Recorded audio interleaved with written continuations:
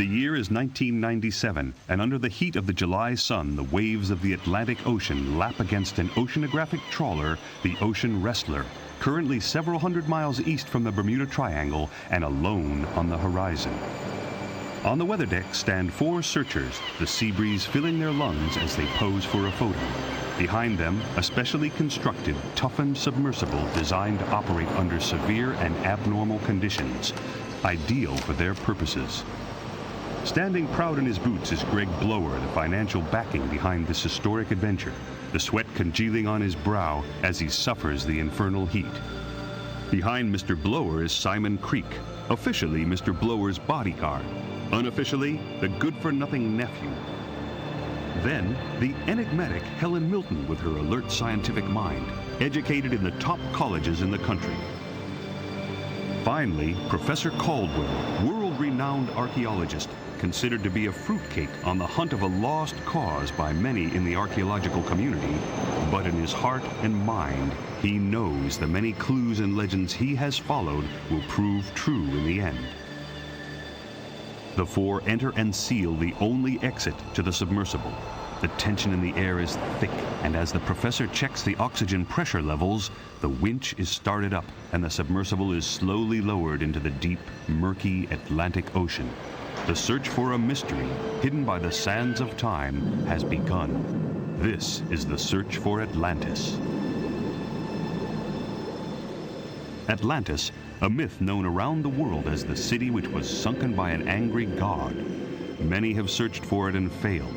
The lost city has hidden itself well from the prying eyes of the world.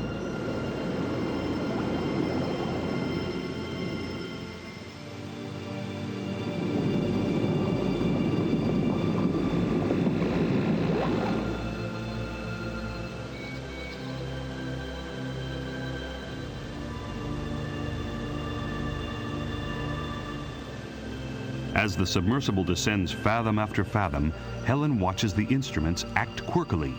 It started with a twitch here and there, then some unbelievable readings. Looking at his chronometer, the professor smiles to himself. A quick warning about an abnormal magnetic field puts Helen's mind at rest, but agitates Mr. Blower and confuses Simon.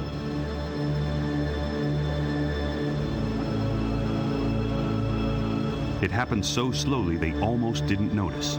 At first it was just a little dim and warm.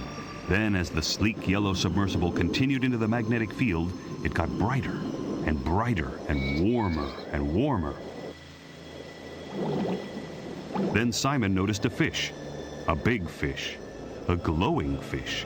He pointed it out to the professor, who smiled and said it was a prophetic dolphin, reciting a passage written by Christopher Columbus, who spoke of mystic glowing creatures making ethereal noises and guiding them through dangerous waters. It took just a second for the professor to decide the path they should take, and as the dolphin began to swim further into the murkiness, the professor told Helen to use the dolphin as their guide. This drew more than a raised eyebrow from Mr. Blower, who was expecting a well-choreographed scientific mission. He wasn't expecting this.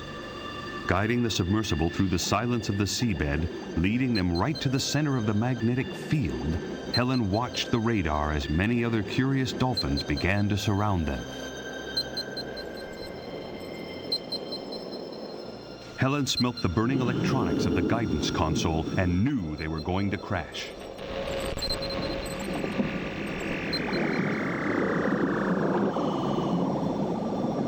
The submersible shook violently as it made contact. Everybody was thrown from their seats onto hard, unforgiving surfaces.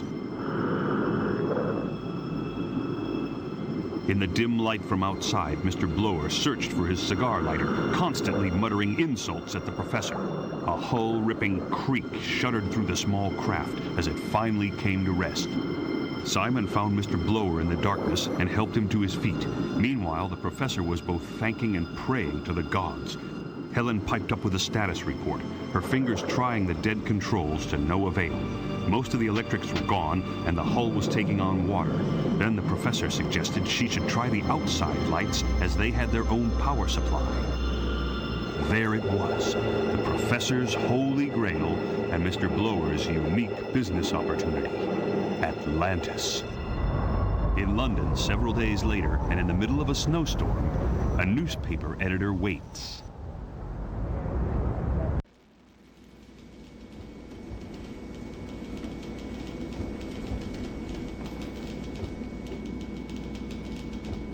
Kendall, you look exhausted. Have all those football matches you reported on finally got to you?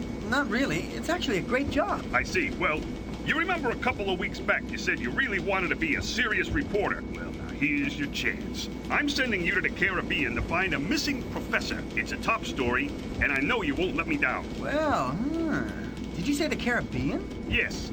It seems Professor Caldwell went there recently, but since then, nobody has heard a thing from him. You may remember that he came into the office a few months back, claiming he was onto the biggest archaeological discovery of this century. Chief, I'm happy doing the sports reviews here in snowy England. The Caribbean sounds great, but this is a job for a more seasoned reporter. Isn't there somebody else you could send? Now, Kendall, I think you're underestimating your talents.